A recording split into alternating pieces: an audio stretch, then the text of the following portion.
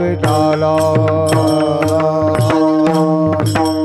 हाला विठाला विठाला विठाला हाला। आज ज्यांचा सेवेकरता आपण अभंग निवडलेला आहे ते आहेत आमचे सेना महाराज। सेना महाराज कोण होते?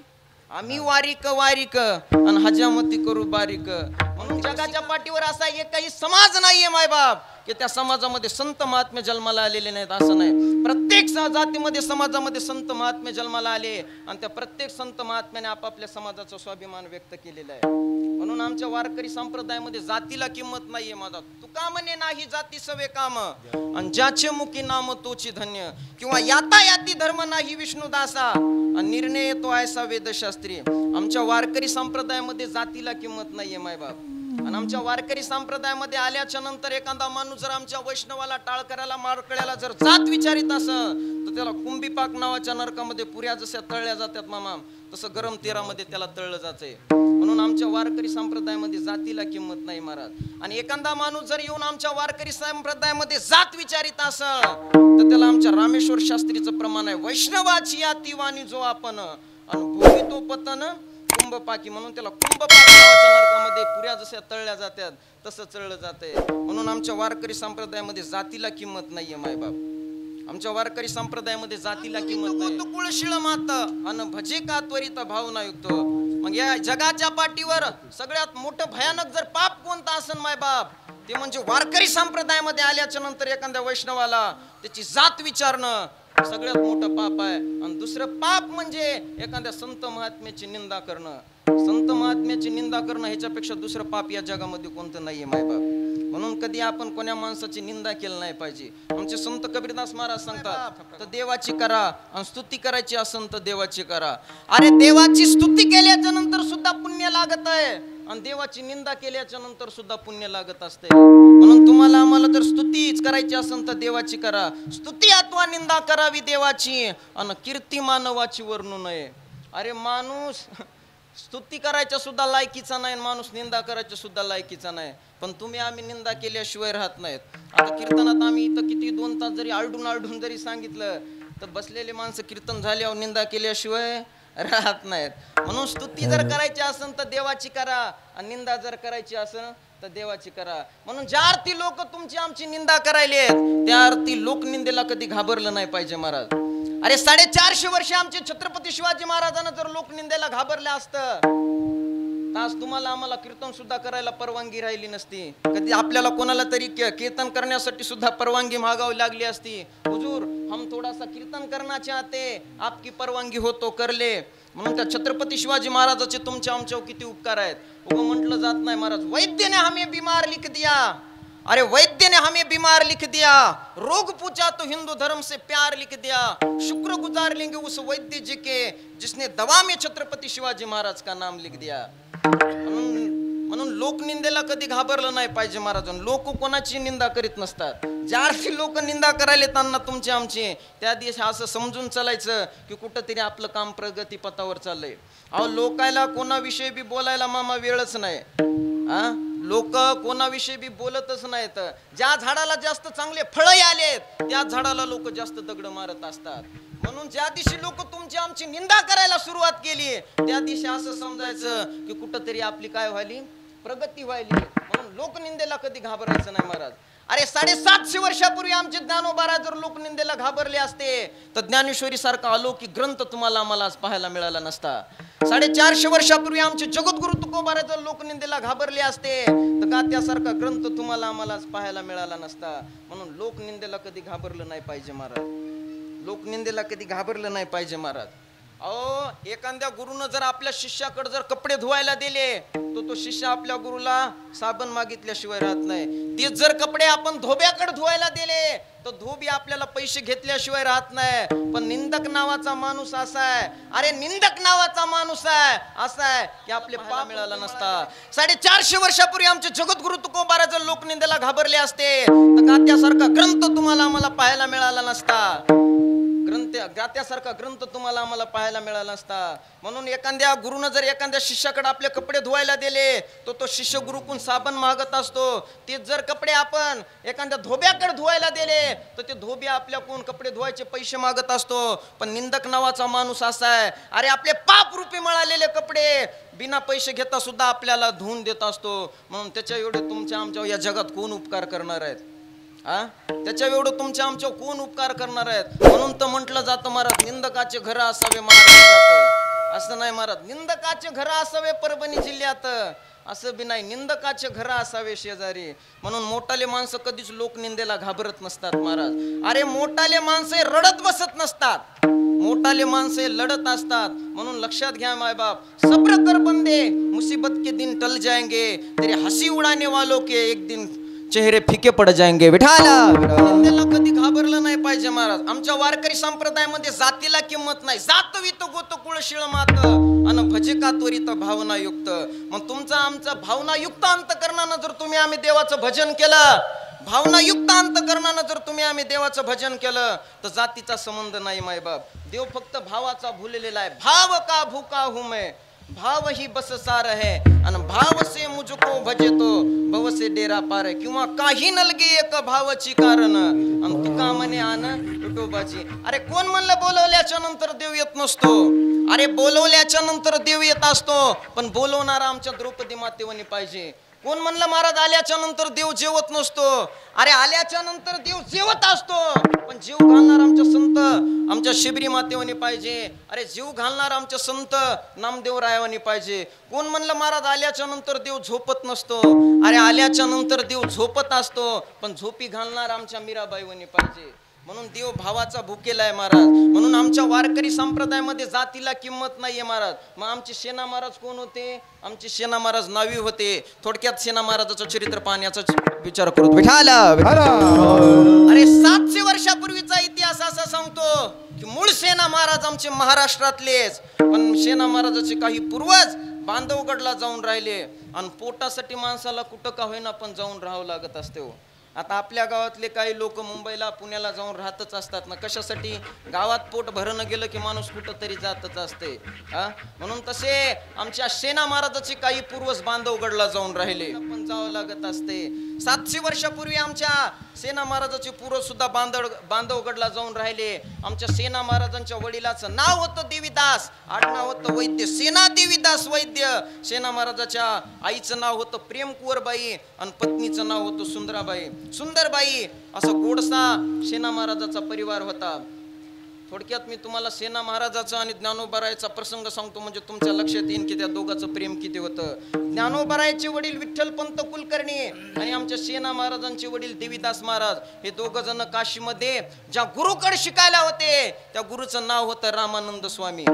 आणि रामानंद स्वामीकडे ते शिकत असताना रामानंद स्वामीनं प्रत्येक पाठामध्ये वर्णन करायचं की अरे आपण किती जरी ब्रह्मांडाचं झाड उभं केलं, किती जरी आपण वेदांतांच्या गप्पा मारल्या, तर जगाचा मालक संध्या ब्रह्मांडाचा धनी पंढरपूरमध्ये विराजमान आहे. म्हणून कधीतरी पंढरपूरला जा आणि पंढरपूरला गेल्याच्या नंतर काय होत असते महाराज? तर तुका म्हणे जन्म आल्याचे सार्थक केल्या. अरे कधीतरी त्या पंढरपूरला जा. काय होत असतं महाराज पंढरपूरला गेल्याच्या नंतर? एकदा का तुम्ही आम्ही पंढरपूरला गेलो की तुमच्या आमच्या जन्माचं काय होत असते? सार्थक होत असते. कालांतरानं तेच आमचे विठ्ठलपंत कुलकर्णी आळंदीला आले, 4 मुलं झाले.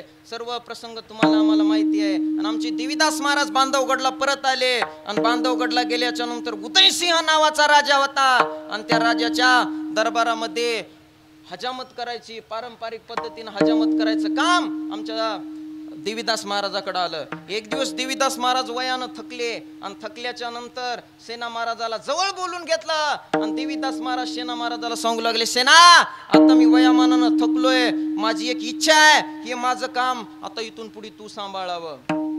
आणि दुसरी एक तुला सांगतो, मी ज्यावेळेस काशीमध्ये शिकत होतो त्यावेळेस माझे गुरु मला नेहमी सांगायचे की आपण वेदांताच्या किती जरी गप्पा मारल्या तर जगाचा मालक सध्या पंढरपूरमध्ये विराजमान आहे, म्हणून कधीतरी त्या पंढरपूरच्या पांडुरंगाची वारी केली पाहिजे. मला एक वचन दे सेना की कधीतरी तू पंढरपूरच्या पांडुरंगाची वारी कर. पांडुरंगाची वारीच नाही, कधी जर बांधवगडला वारकरी आले तर त्या वारकऱ्याची सुद्धा तू सेवा कर. आमचे गुरुजी पाठामध्ये असं सांगायचे, अरे तुम्ही आम्ही जर अंतकरणातून जर वारकऱ्याची सेवा केली तर जगाचा मालक तुमचे आमचे काम करीत असतो.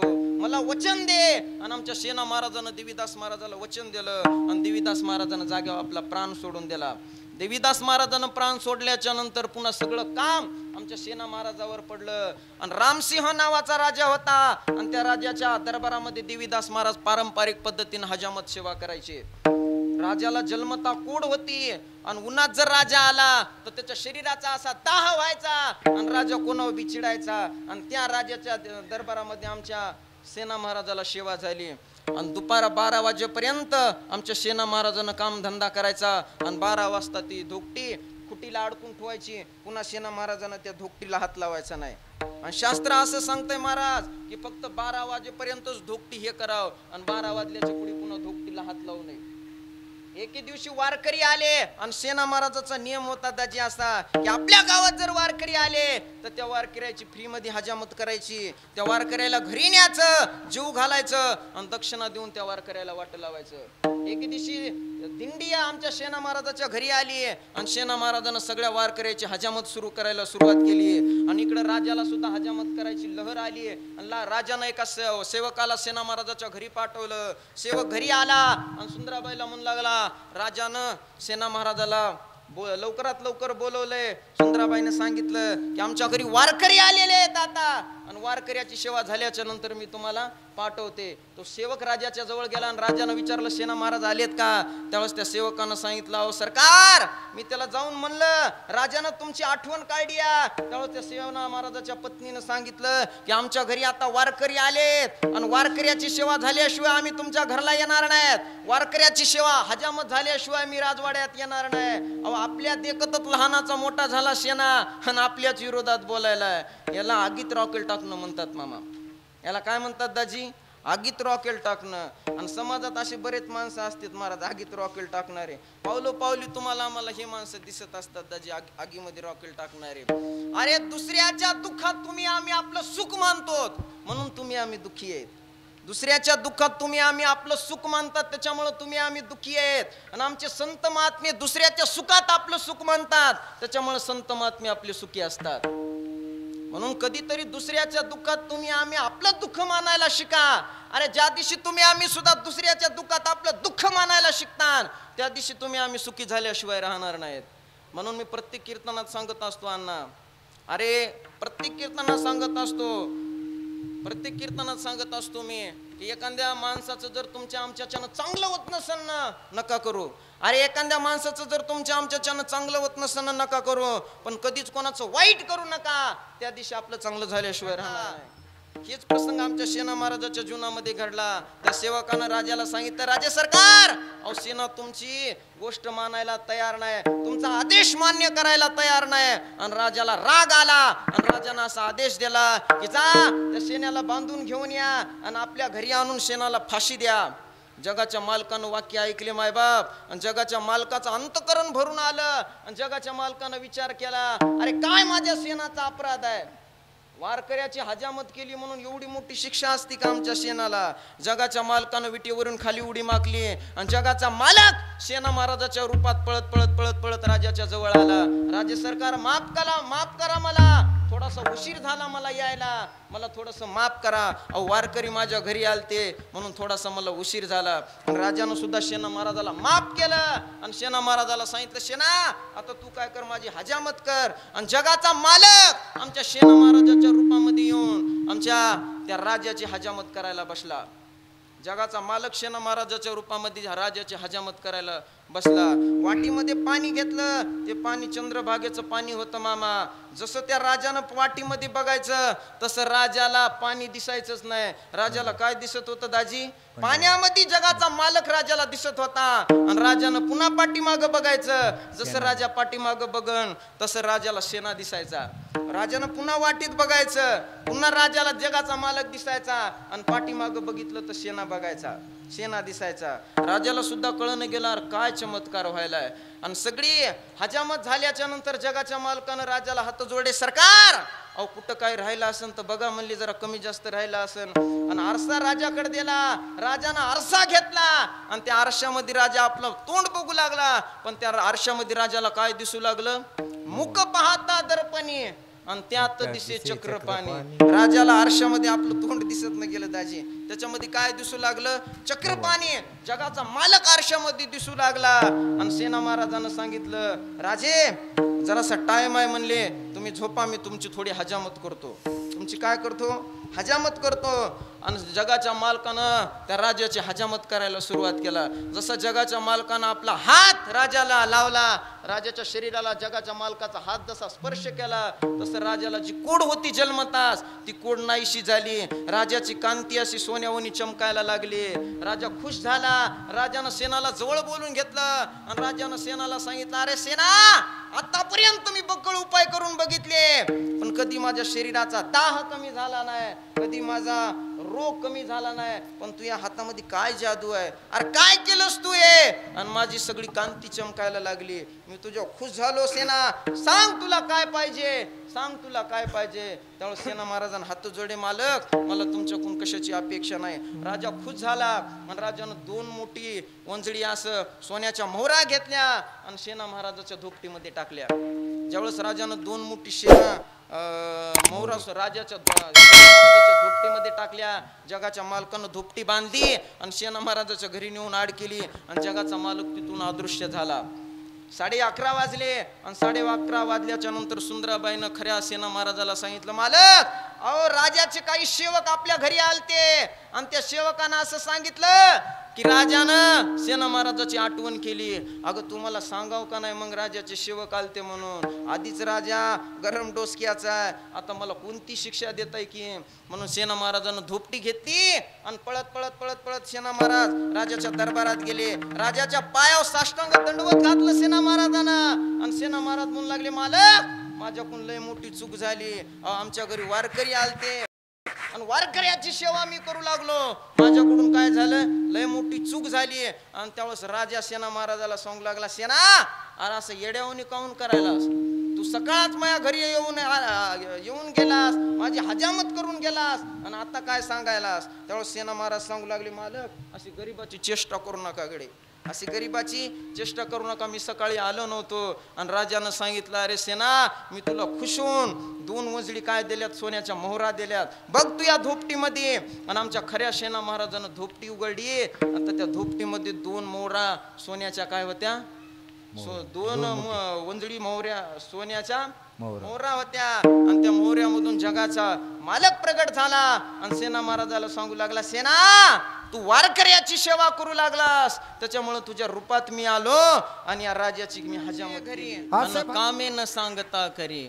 अरे आमच्या संतांना सेना महाराजांना आपली धोपटी उघडून बघितली आणि त्या धोपटीमध्ये सोन्याच्या मोहरा दिसल्या आणि त्याच्यामधून भगवंताची मूर्ती प्रगट झाली. आणि ती मूर्ती सेना महाराजाला बोलू लागली, सेना अरे तू वारकऱ्याची सेवा करू लागलास म्हणून मी तुझ्या रूपामध्ये आलो आणि राजाची मी हजामत केली. सेना महाराजाचं अंतकरण भरून आलं मायबाप. सेना महाराज मांडी घालून बसले आणि सेना महाराज धाय मोकलून लढू लागले. त्यावेळेस राजानं विचारणार, काय झालं सेना तुला, का रडतोस, का झालं, रडण्यासारखं काय कारण आहे. त्यावेळेस सेनानं सांगितलं, महाराज मला माफ करा, मला माफ करा, आज मला माझा मर्तानीचा बाप मला आठवला होता.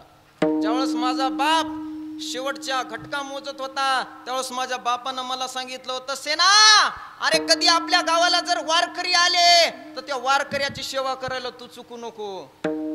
कधी जर बांधवगडला वारकरी आले तर त्या वारकऱ्याची सेवा करायला चुकू नको.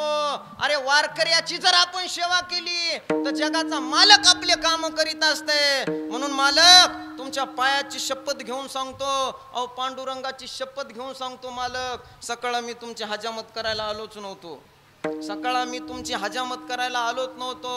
अहो माझ्या रूपामध्ये जगाचा मालक येऊन तुमची हजामत करून गेला. हे वाक्य राजानं ऐकलं आणि राजा म्हणू लागला, सेना अरे मला तसंच वाटू लागलं रे, मला सुद्धा असंच वाटू लागलं. वाटीत बघितल्याच्या नंतर वाटीत कोण दिसू लागलं, नवल कैसे झाले परीन वाटी माझी दिशे हरी. मला सुद्धा त्या वाटीमध्ये जगाचा मालक दिसू लागला. पण हे चमत्कार काय झाला माझ्या लक्षात येणे गेला. आणि आमच्या सेना महाराजानं राजाला हात जोडे, मालक आजपासून मला माफ करा, हे माझ्या नोकरीचा राजीनामा घ्या आणि आता इथून पुढे मी तुमचे काम करणार नाही. माझ्या जगाच्या मालकाला आता इथून पुढे मी कोणाची हजामत करू देणार नाही. आणि आमच्या सेना महाराजानं राजीनामा दिला नोकरीचा. आणि सेना महाराज म्हणले, माझ्या बापानं मला सांगितलं होतं सेना, माझ्या बापानं मरते वेळेस मला सांगितलं होतं, अरे कधीतरी पंढरपूरची वारी कर म्हणून. आणि आता मी तुमच्या नोकरीचा राजीनामा द्यालो, आता मी तुमच्या कामावर राहणार नाही, आता मी पंढरपूरच्या वारीला जाणार. आणि मजल दर मजल करीत आमचे सेना महाराज पंढरपूरला वारीला आले. अरे वारीला आल्याच्या नंतर चंद्रभागेचं स्नान केलं आमच्या सेना महाराजानं. पांडुरंगाच्या पायाचं दर्शन घेतलं आणि गरुड खांबापाशी येऊन बसले. ज्यावेळेस आमचे सेना महाराज गरुड खांबापाशी येऊन बसले त्यावेळेस आमच्या नामदेवरायाचं कीर्तन चालू होतं. कीर्तन सेना महाराजांना ऐकलं आणि ऐकल्याच्या नंतर कीर्तन झाल्याच्या नंतर सेना महाराज नामदेव महाराजाच्या दर्शनाला गेले. नामदेव महाराजाचं दर्शन घेतलं आणि नामदेव महाराजानं सेना महाराजाचा परिचय विचारला. त्यावेळेस सेना महाराज सांगू लागले, मूळचे आम्ही महाराष्ट्रातलेच आहेत, पण आमचे काही पूर्वज बांधवगडला जाऊन उदयसिंह राजाची सेवा करतो. आम्ही मूळचे महाराष्ट्रातलेच आहेत. माझे वडील देवीदास महाराज आणि ज्ञानोबारायचे वडील विठ्ठलपंत कुलकर्णी हे दोघं जण काशीमध्ये शिकत होते. आणि काशीमध्ये शिकत असताना रामानंद स्वामीनं सहज सांगायचं रोज पाठात की अरे आपण वेदांताच्या किती जरी गप्पा मारल्या, वेदांताचं झाड जरी आपण उभं केलं तर जगाचा मालक सध्या पंढरपूरमध्ये विराजमान आहे. म्हणून त्या पंढरपूरच्या कधीतरी दर्शनाला जा. आणि ज्यावेळेस आम्ही त्या पंढरपूरच्या पांडुरंगाच्या दर्शनाला जातो आणि आम्ही जर वारकऱ्याची सेवा केली तर जगाचा मालक तुमची आमची सेवा करत असते. आणि खरंच सांगतो तुम्हाला नामदेव महाराज, 2 महिन्याच्या अगोदर मी वारकऱ्याची सेवा करू लागलो. आणि वारकऱ्याची सेवा करत असताना जगाच्या मालकानं येऊन राजाची हजामत केली. म्हणून आता मी राजीनामा दिलाय आणि आता मला पंढरपूर सोडून कुठं जायचं नाही. पण माझ्या वडिलांना मला सांगितलं होतं की आळंदीला ज्ञानोबारायचे वडील राहतात आणि त्यांना 4 मुलं आहेत आणि त्या ज्ञानोबारायच्या दर्शनाला तू का होईना जाय. त्यावेळेस आमच्या नामदेव महाराजाचं अंतकरण भरून आलं. नामदेव महाराज सेना महाराजाला सांगू लागले, सेना तुला थोडा यायला उशीर झाला. गेलेल्याच कार्तिकीला ज्ञानोबारायनं काय घेतलंय, समाधी घेतली. हे वाक्य सेना महाराजांना ऐकलं आणि सेना महाराजाचं अंतकरण भरून आलं. नामदेवराय सेना महाराजाला म्हणू लागले, सेना तू का रडायलास. त्यावेळेस सेना महाराज सांगू लागले, अरे एक वेळेस पंढरपूरच्या पांडुरंगाचं जर दर्शन मला झालं नसतं तर मला काय वाटलं नसतं. पांडुरंगाचं जर दर्शन झालं नसतं तर मला काय वाटलं नसतं. पण ज्ञानोबारायच्या पायाचं दर्शन मला झालेलं नाहीये, त्याच्यामुळे मला खंत वाटायली.